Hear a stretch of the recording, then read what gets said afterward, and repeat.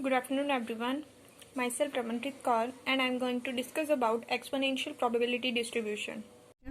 What is it and why do we need this?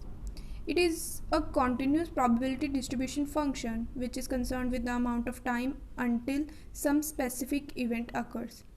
For example अगर हम किसी bus stand पे खड़े हैं और हम वेट कर रहे हैं बस के आने का, तो हमें कितना टाइम उस बस के आने का वेट करना पड़ा, that follows N exponential distribution. But there is another kind of distribution known as Poisson distribution, which looks similar to the exponential distribution. But Poisson distribution defines the number of outcomes in a particular time interval. जैसे हम इसी example में देखें कि अगर हमें ये find करना हो कि कितनी बसेस हमारी एक घंटे में उस बस स्टैंड पे आई, वो पॉइजन डिस्ट्रीब्यूशन को फॉलो करेगा. This means exponential distribution is the inverse of Poisson processes or Poisson distribution. This is a reason why do we need this kind of distribution.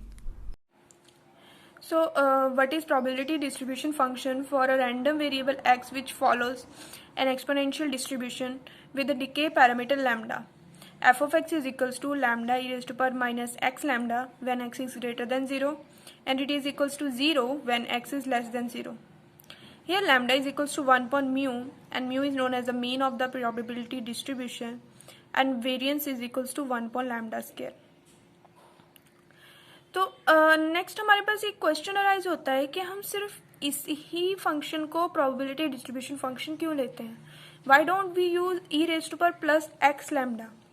Because हमारे पास दो तरह के आते हैं, तो हम दोनों में से कोई भी ले सकते हैं. पर ये क्यों? इसका रीज़न हम इन ग्राफ से एक्सप्लेन कर सकते हैं. जब हम ई रेज टू पर ए एक्स का ग्राफ बनाते हैं तो वो इंक्रीजिंग ऑर्डर में होता है और वो ओपन कब होती है. बट ई रेज टू पर माइनस ए एक्स का graph is in decreasing order. तो किसी भी फंक्शन को प्रोबेबिलिटी डिस्ट्रीब्यूशन फंक्शन होने के लिए एक कंडीशन फॉलो करनी पड़ती है, और वो होती है minus infinity to infinity integration उसकी 1 के इक्वल होनी चाहिए. इसका मतलब क्या है कि हमारे पास एरिया अंडर द ग्राफ 1 के इक्वल होना चाहिए. पर इस कर्व में हमारे पास एरिया 1 के इक्वल कभी नहीं हो सकता. So that's why we don't use this as a PDF. We use only this function as a PDF because area under this graph can be equal to 1. अब जैसे कि हमने एग्जांपल करी थी कि बस के वेट करने को हम एक्सपोनेंशियल डिस्ट्रीब्यूशन में प्लॉट करते हैं. वो इसलिए करते हैं बिकॉज हमारे पास बस का वेट करने के लिए जो टाइम है वो खर्च हो रहा है, वो डिक्रीज कर रहा है. तो that's why we use this kind of plot for waiting of bus. अब हमारे पास नेक्स्ट क्वेश्चन आ रहा है कि यहाँ पे हमने लैम्डा क्यों यूज़ करा.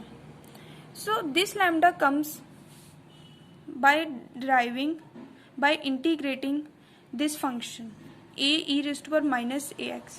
Here a is any number minus infinity to infinity. जब हम f of x d x को इंटीग्रेट करते हैं तो उसका आंसर हमेशा 1 के इक्वल होना चाहिए. बट यहाँ पे हम 0 टू इन्फिनिटी इंटीग्रेट करेंगे बिकॉज हम इसका एरिया 1 के इक्वल 0 टू इन्फिनिटी के अंडर है. So we integrate it along 0 to infinity and the answer comes a is equals to a, and here a is nothing but the power to which the exponential is raised. That's why we use lambda here. As exponential distribution is a continuous distribution, so we will solve it by using cumulative distribution function. Cumulative distribution function is obtained by integrating PDF from minus infinity to infinity. So for x less than 0, f of x is equal to minus infinity to x f of x dx, and here f of x is 0 for this range, so that's why answer comes 0.